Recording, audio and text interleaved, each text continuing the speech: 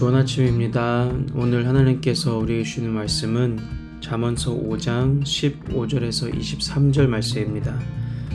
우리말 성경을 읽겠습니다. 너는 내 샘물에서 물을 마시고 내 우물에서 흐르는 물만 마셔라. 내 샘이 널리 흘러넘치고 내 시냇물이 거리에 넘치게 하겠느냐. 그 물을 너만의 것이 되게 하고 다른 사람과는 절대로 나누지 마라. 내 샘이 복된 줄 알아라. 내가 젊을 때 만난 아내를 기뻐하여라. 그녀를 사랑스러운 암사슴 우아한 암노루처럼 여겨라. 그 품을 항상 만족하며 그녀의 사랑을 항상 기뻐하여라.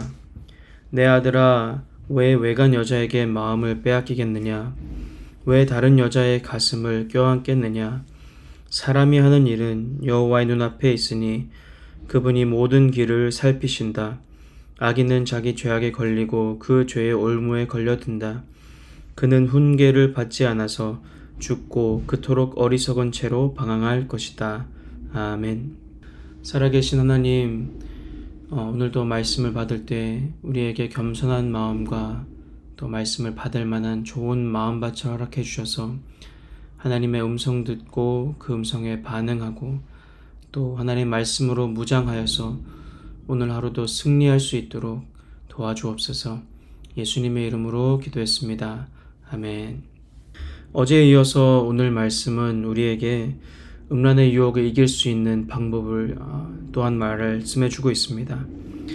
오늘 말씀을 통해서는 두 가지입니다. 첫 번째는 아내와 남편을 두라는 것입니다. 아내와 남편으로 인해 만족함을 누리라. 두 번째는 하나님의 눈이 모든 것을 보고 계신다, 살피시고 계신다라는 것을 우리에게 말씀해 주고 있습니다. 첫 번째, 아내와 남편으로 인해 만족함을 누리라 그럽니다.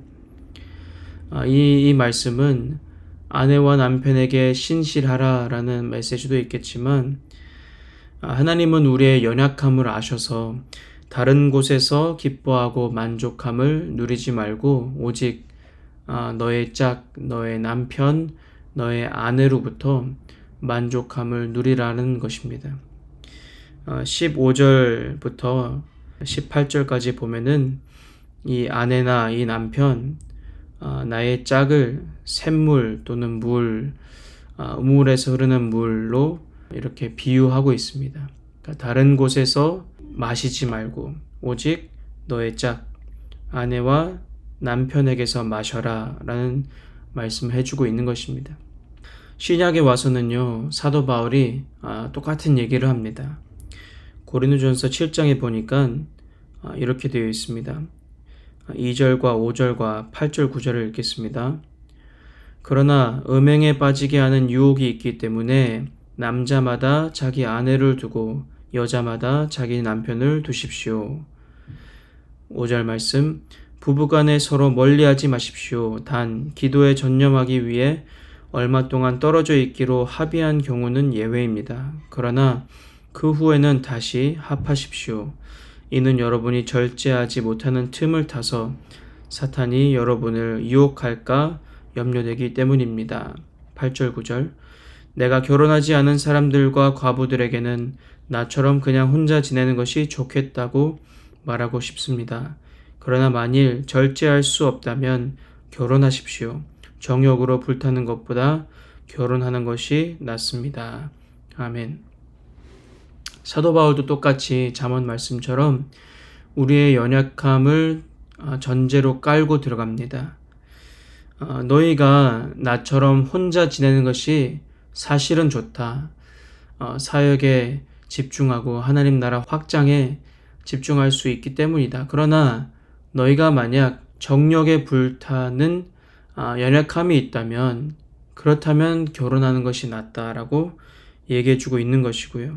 또 결혼한 사람들에게는 서로에게서 멀리 떨어져 있지 마라 라는 것입니다.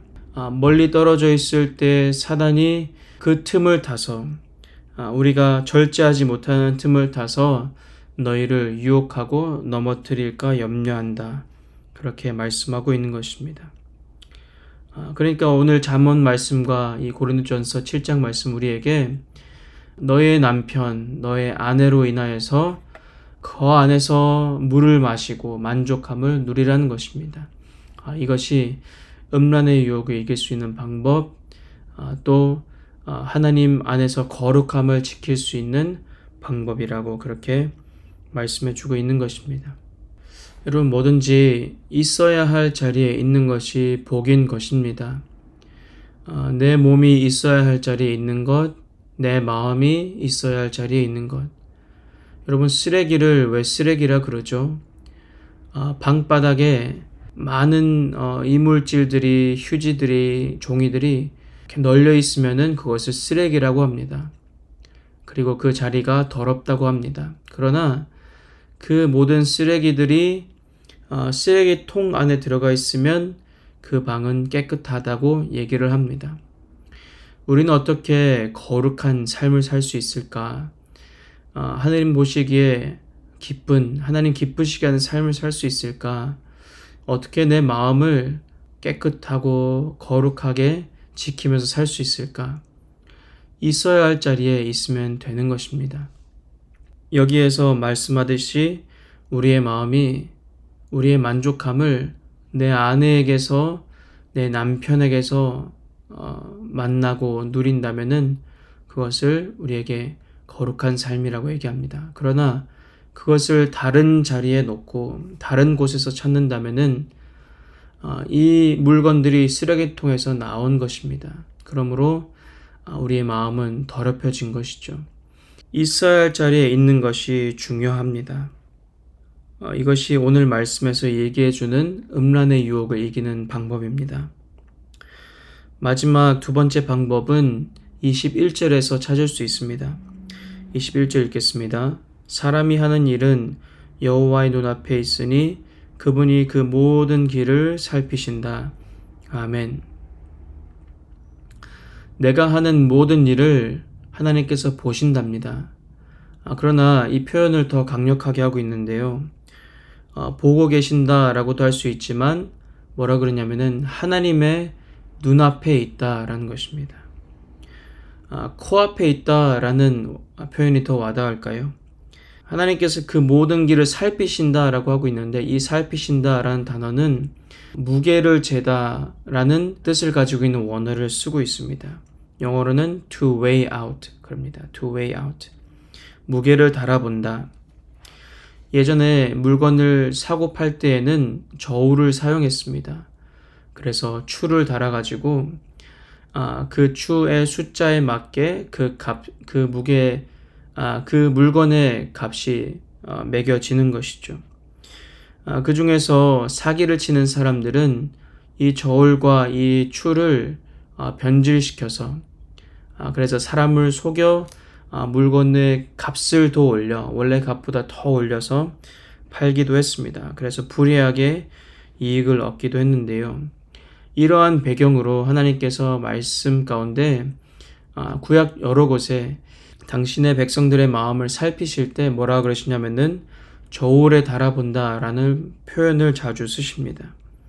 그들의 마음이 정직한지 정직하지 않은지, 저들의 마음이 하나님을 사랑하는지 하나님을 사랑하지 않는지, 그것을 하나님께서 살피실 때, 감찰하실 때 무게를 달아본다라는 표현을 쓰시는데, 하나님께서 우리의 마음을 감찰하시고 살피신다라고 오늘 우리에게 말씀하실 때에 우리의 마음을 하나님의 그 저울에, 하나님의 그 잣대에 달아보신다라고 말씀하고 있는 것입니다. 여러분, 누가 나를 보고 있다는 것보다 더 강력한 것이 있을까요? 나에게 더 큰 영향력을 주는 것이 있을까요? 여러분, 아무도 보고 있지 않을 때 우리는 어떤 생활을 하고 있습니까? 누가 보고 있다고 느껴질 때 우리는 어떻게 달라지나요? 우리는 누가 우리 앞에 있는지에 많은 영향을 받고 살아갑니다. 분명히 다르죠. 여러분, 우리가 가족 앞에 있을 때와 대통령 앞에 있을 때는 확연히 차이가 있을 것입니다. 우리의 옷차림도 다를 것이고 표정이나 목소리 톤도 다를 것입니다. 대통령 앞에서는 긴장할 수도 있습니다. 그러나 가족 앞에서는 긴장하지 않겠죠. 가족 앞에서는 편하게 앉을 수 있겠지만 또 대통령 앞에서는 또 자세를 바로 해서 앉겠죠. 여러분, 오래된 친구를 만날 때와 또 첫 일 인터뷰를 할 때는 또 확연히 우리는 다를 것입니다. 가족을 만날 때와 첫 데이트할 때도 다를 것입니다. 그런데 내가 혼자 있는 것이 아니라 하나님이 나의 모든 행동, 나의 모든 말을 듣고 계시고 내 모든 마음의 방향을 보고 계신다라고 생각한다면, 그것을 실감하고 있다면, 그것을 내가 느끼고 있다면, 그것을 내가 알고 믿는다면 우리의 생활은 확연히 다를 것입니다. 정말 그분을 실감한다면, 하나님의 임재의식을 가지고 살아간다면 여러분, 이것이 바로 하나님을 경외하는 것입니다. 그리고 이것이 우리로 음란의 유혹을 이길 수 있게 할 것입니다. 하나님이 보고 계시니까, 하나님이 내 눈앞에 계시니까, 하나님이 내 모든 마음을 또 그 방향을 살피시고 계시니까, 이보다 더 음란의 유혹을 이길 수 있는 방법이 있을까요? 그렇다면 우리는 어떻게 하면 하나님을 경외할 수 있을까요? 어제 큐티 말씀으로 우리가 돌아가 생각해 본다면은 하나님을 만나면 됩니다. 하나님으로 배부르고 하나님으로 만족하고 하루를 시작하기 전에 하나님으로 채우고 하나님을 경험한 후에는요, 또 하나님을 더욱 깊이 만나면 만날수록, 또 하나님을 더 자주 만나면 만날수록 우리는 그분을 더욱 의식하면서 살게 될 것입니다. 우리는 만나지도 않는 사람을 의식하지 않습니다.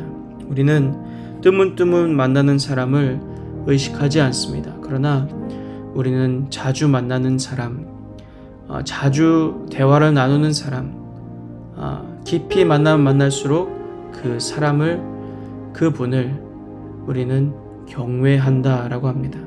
우리는 그분을 의식한다라고 말하는 것입니다. 오늘도 우리는 하나님의 도우심이 필요합니다. 오늘도 우리의 마음은 쉽게 또 빠르게 썩을 수 있습니다. 변질될 수 있습니다. 사단은 어느 틈이든 노리고 있다가 틈을 타고 들어와서 우리에게 유혹할 것입니다. 우리의 마음의 정원을 다 짓밟아 놓으려고 할 것입니다. 그래서 오늘도 하나님 말씀 앞에 서기를 결단하면서 하루를 시작하십시다. 하나님의 도우심을 구하며, 하나님, 내가 오늘도 하나님을 경외하면서 살게 도와주십시오. 하나님의 시선 앞에서 살게 도와주십시오. 하나님께서 나를 보고 계신다는 것을 알고 믿고 실감하면서 살게 도와주십시오. 그래서 내가 그 어떠한 유혹에도, 음란뿐만 아니라 세상의 그 어떤 유혹에도 넘어가지 않고 하나님 말씀 따라 살아가는 내가 될 수 있도록 도와달라고 기도하면서 오늘 하루도 승리하실 수 있기를 축복합니다. 함께 기도하십시다. 하나님 아버지, 오늘 하루를 하나님 앞에 의탁합니다. 내 모든 발걸음과 내 모든 생각과 내 모든 말을 듣고 보고 계십니다. 하나님 아버지, 그것을 더욱 실감하며 하나님을 의식하며 하나님 경외하는 삶 되어서 세상의 그 어떤 유혹에도, 또 음란의 유혹에 넘어가지 않는, 승리하는, 사단의 그 모든 유혹을 거절하는, 알아차리고 거절할 수 있는 우리 모두가 될 수 있도록 은혜를 베풀어 주옵소서. 감사합니다. 예수님의 이름으로 기도했습니다. 아멘.